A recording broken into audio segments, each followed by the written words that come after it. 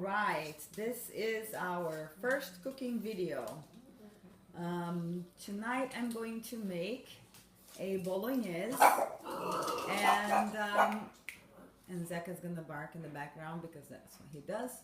And I'm making a turkey Bolognese sauce for pasta. And you can use, here are the ingredients that I'm going to use. I had everything I needed except for celery, which I like to use for the mirepoix, but I didn't have any, so it's gonna have to do.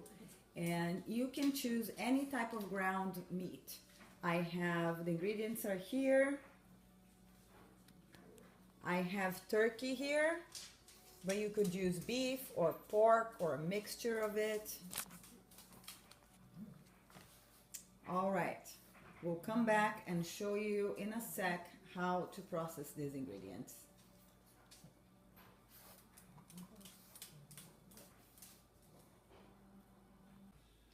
All right, so here we are. I'm going to show you a little bit of how to cut each of these vegetables for our mirepoix and to start making our tomato sauce. So here is how we're gonna cut the carrots. We'll start with the carrots. So for the mirepoix, for like the base of a Bolognese sauce, you need very tiny little pieces of carrot. So the way I like to do it is I'll put it in as straight as possible, and I'll cut in very skinny layers first, lengthwise. Then you have these little skinny layers, and you put them like side by side, and then repeat the little skinny layers like that. So you have a tiny, like a julienne of these carrots. And then once you have the skinny layers, you can just cut little slices as thin as you can, taking care to not get your finger. So that is the base of how to cut the carrots. So you have an example here. So you got really tiny little pieces so that they cook and dissolve kind of fast in the Bolognese sauce, so it doesn't make a really chunky sauce.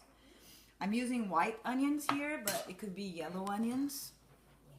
I don't normally use purple onions on the sauce just because, I guess, I'm not sure why. But you can use any onions that you like. And I'm using only half. This is a fairly large onion. I don't need much more than that. But what I do is I cut it in half, and here's the base that's holding all of these little rings together.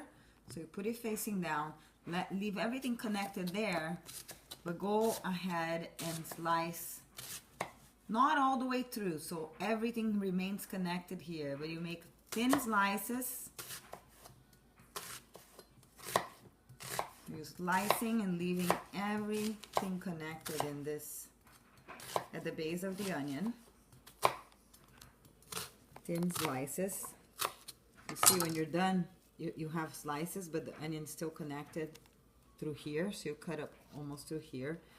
And now all you have to do is go back in there and cut tiny little slices down this way, and that makes a minced onion, just because of the way the onion is shaped inside. That's already fairly small, so that's an easy way to cut small pieces of onion. Okay, and you get the idea. If any bigger pieces get left, you can chop them off like that, and so on. So if I had celery, I would also leave my celery very small, so just in little slices and then lengthwise, because it was gonna go into the mirepoix. So here's onions. I'm gonna put my onions right here. Garlic, there's a trick. There's an easy trick if you're gonna chop your garlic, so you don't need like nice slices, and it doesn't matter if the garlic breaks. Easy trick to open it, just put it on your board, put your knife on top of it, give it a good kick so that it breaks, and the skin is easy to remove. And then when you have the skin removed and you're ready to slice it, I'm just dicing very little dicing. I always cut this part off because I don't like it because it's hard on the food and bitter. And for mincing, I just cut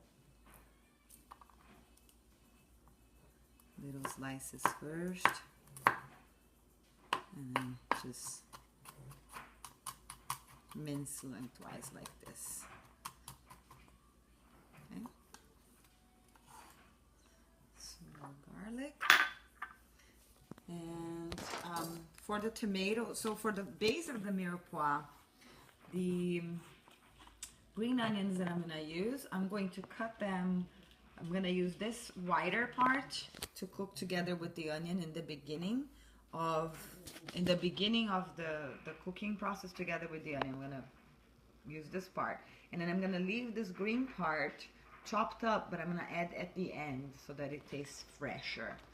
So here's what I'm going to do. I'm going to leave this here because these guys here, the parsley and the green onions, the green parts of the green onions, I'm going to chop and add right at the end of the cooking process. And the rest of the green onions, I'm just going to do thin slices. And I'm going to add in, at the same time, I add the garlic.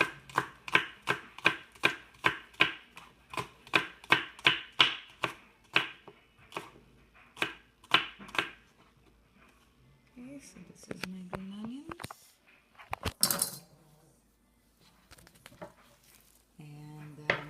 And put them in here.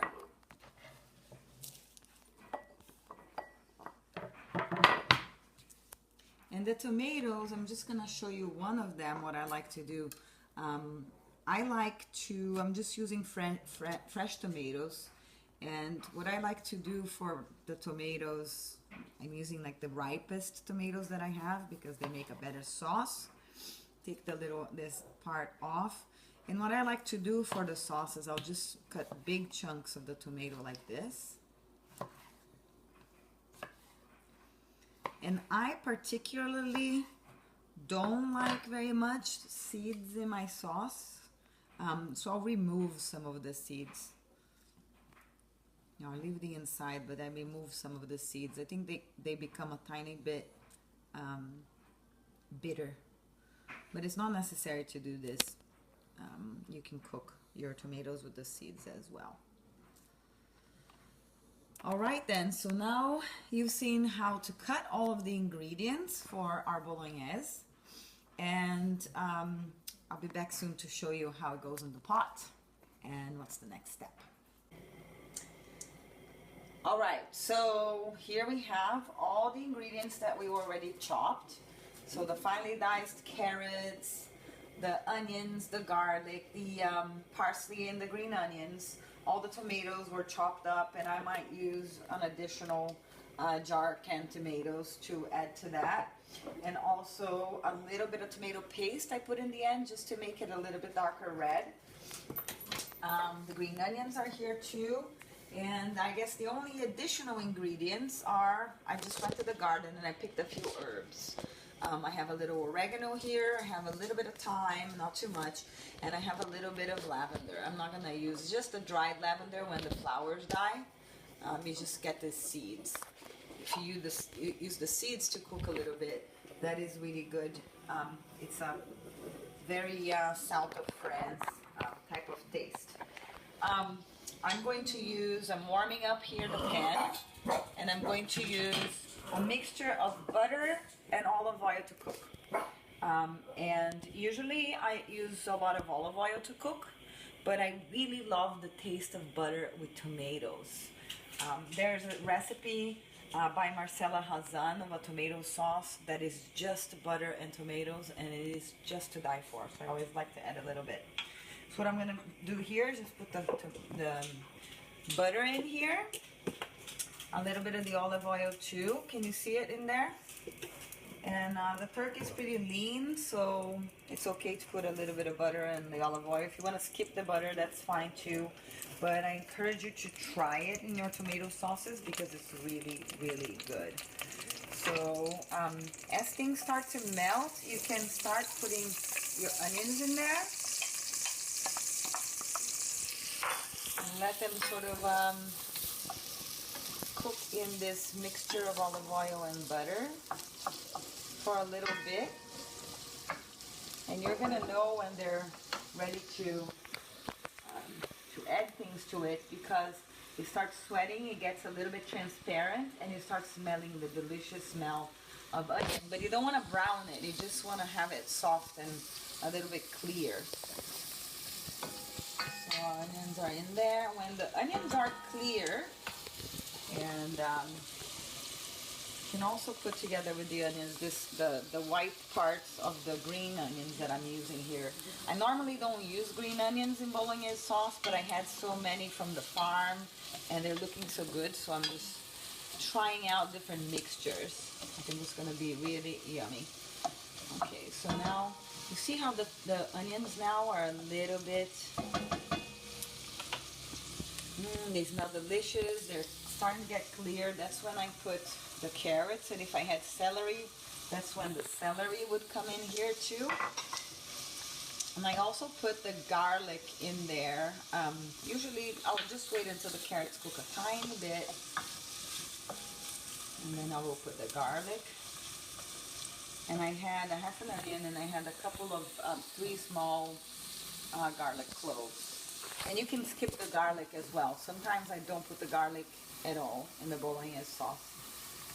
But today I kind of felt a little bit like garlic, so I'm going to put my garlic in here and mix it well.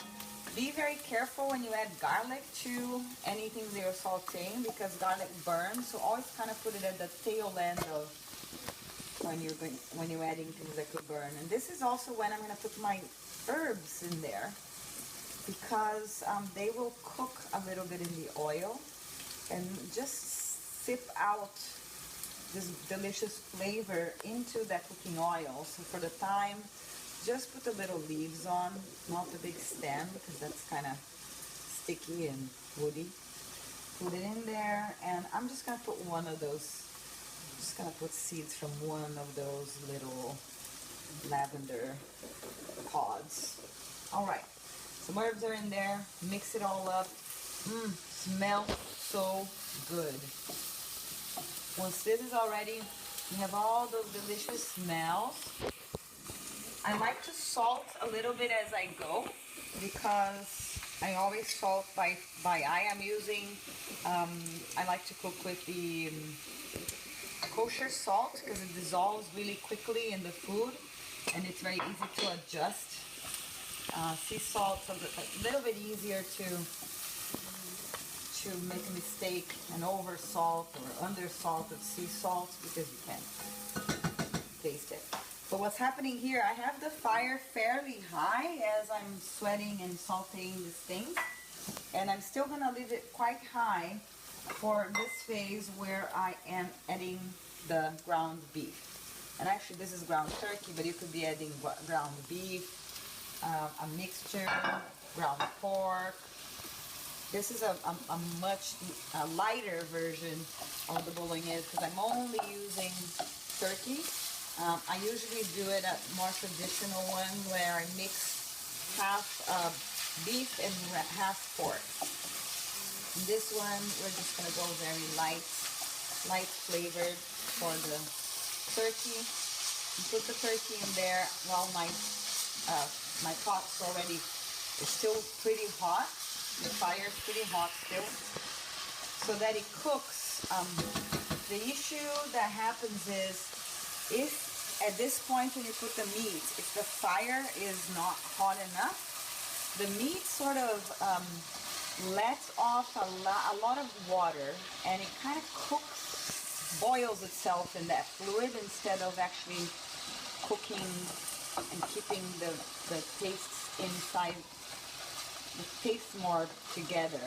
A lot of the times in the lower fire for this phase, it doesn't develop all the taste. I'm going to add a tiny bit of white wine to this part here, just because I like the flavor of that. And don't worry, because the alcohol evaporates, and kiddos will love it anyway, but it's going to add a little bit of flavor, a little bit of acid. So this, when you already have your meat in there. Just gonna put the tomatoes. And gonna let this cook for quite some time until everything gets very soft and mushy. And then we're gonna squeeze off the tomatoes.